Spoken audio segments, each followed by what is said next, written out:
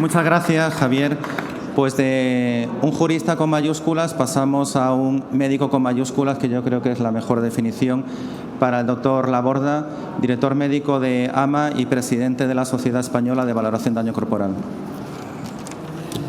Buenos días, dar las gracias a la organización por invitarme. Y teóricamente yo tendría que hablar me pidieron que hablara sobre el nexo de causalidad y que hablara un poco sobre lo que es la asistencia de los lesionados después del accidente de tráfico. Pero yo soy bastante vehemente y tengo mis creencias.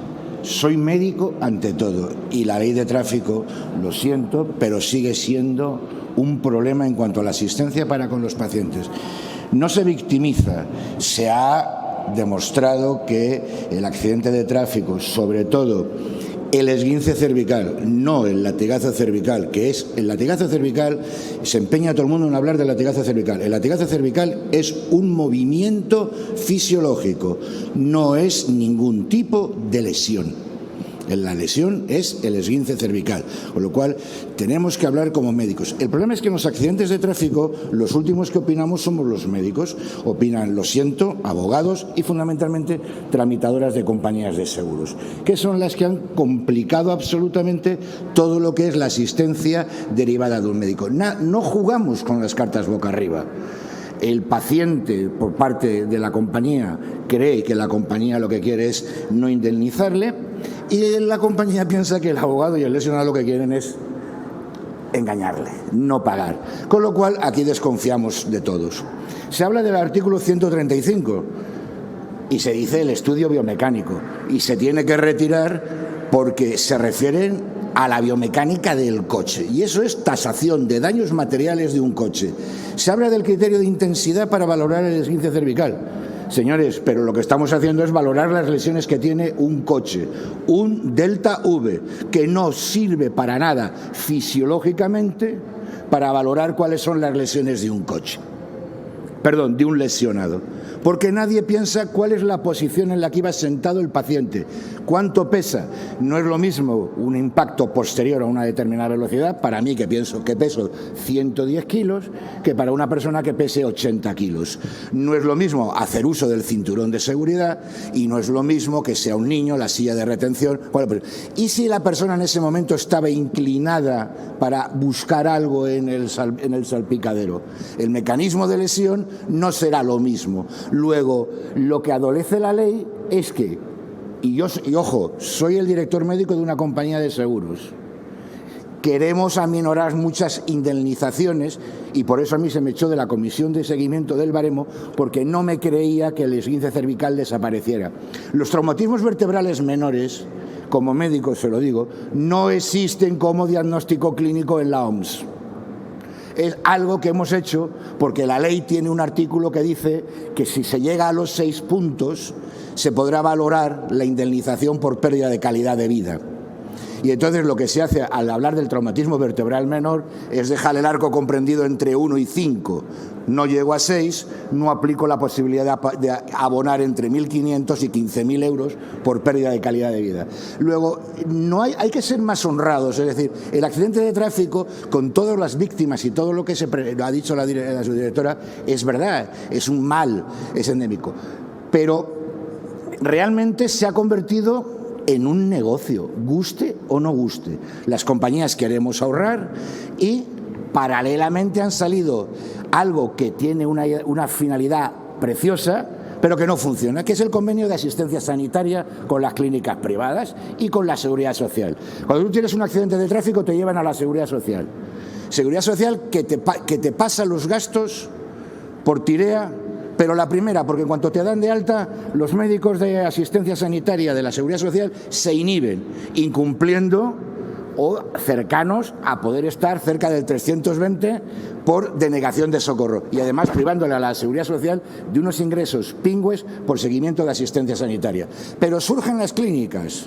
Lo que ha dicho Ignacio, vale, pasan de 48 a 35, como mucho en el esguince cervical grado 1. Y los grado 2, y los grado 3, y las radiografías que todas te dicen, tengo una rectificación cervical.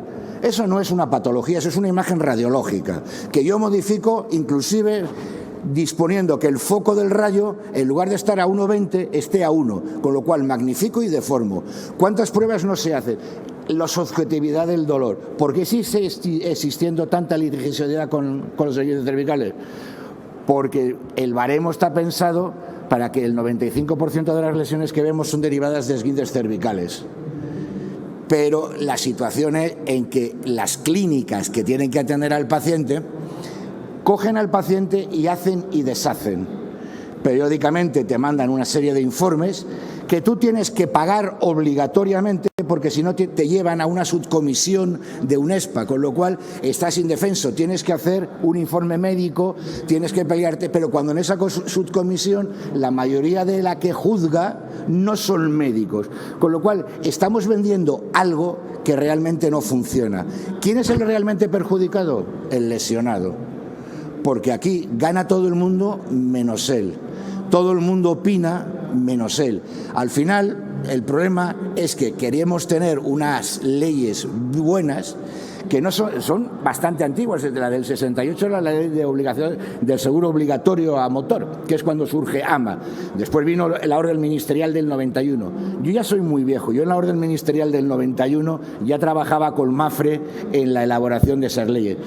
Pero si alguien valora, estamos hablando del esguince cervical fundamentalmente y dedicándole unos esfuerzos tremendos al esguince cervical, cuando eso es lo menos preocupante en cuanto a una lesión de un accidente de tráfico.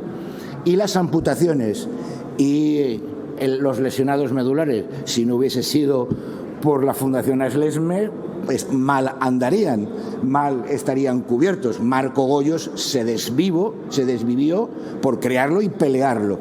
¿Qué pasa con el daño cerebral? No tenemos un convenio, tenemos unas clínicas en las que lo único que queremos hacer es moderar. Hablamos de reparación ad integrum, vale. Se ha dicho por parte del abogado que el lucro cesante. Bien, pero la ley no es que tenga que hablar del lucro cesante. Y pongo como ejemplo que hay que individualizar. ¿Seréis todos conscientes de una chica que perdió una pierna por una negligencia médica en Vigo? Esa chica pasó de ser una deportista mediocre a ser la campeona del mundo para personas con prótesis. Tuvo perjuicio patrimonial, tuvo lucro cesante o mejoró su situación. El actor, se me acaba de ir el nombre, Paco Raval, era el galán de España. No hacía cine hasta que tuvo un accidente de tráfico que le desfiguró la cara. Pasó a hacer todas las películas de malos y tal, porque tuvo lucro cesante. Luego, el baremo y la ley y sus condiciones deben de adecuarse a cada paciente en cada momento. La asistencia sanitaria tenía que ser boca arriba y poder tener los servicios médicos de las compañías, los controles. Porque Ignacio decía que a las 48 horas. Ya me gustaría a mí que cualquier compañía de seguros dispusiera que sus peritos médicos pudieran visitar a un paciente en sus 48 horas. Porque lo normal es que no te lo dejen ver, por mucho que digan que el artículo 135 y el artículo 37, que por cierto no es tan moderno, viene la visita y la oferta motivada, viene de la reforma del 2007 de la Ley de Enjuiciamiento Criminal y Civil, donde se dijo que había que hacer la oferta motivada, que a los 2 meses se traspuso. Este es el concepto, es decir, tenemos bases muy buenas desde el punto de vista de la asistencia sanitaria, pero lo que tenemos es un batiburrillo donde determinadas clínicas privadas adheridas al convenio de atención primaria, de atención sanitaria, juegan a prolongar sesiones de rehabilitación, médicos que firman como traumatólogos y son cirujanos, médicos que son de medicina interna y deciden y tal. Este es el gravísimo problema. Falta seriedad médica en los accidentes de tráfico. El día que los médicos podamos trabajar realmente como médicos en los accidentes de tráfico, muchas cosas mejorarán. Muchas gracias.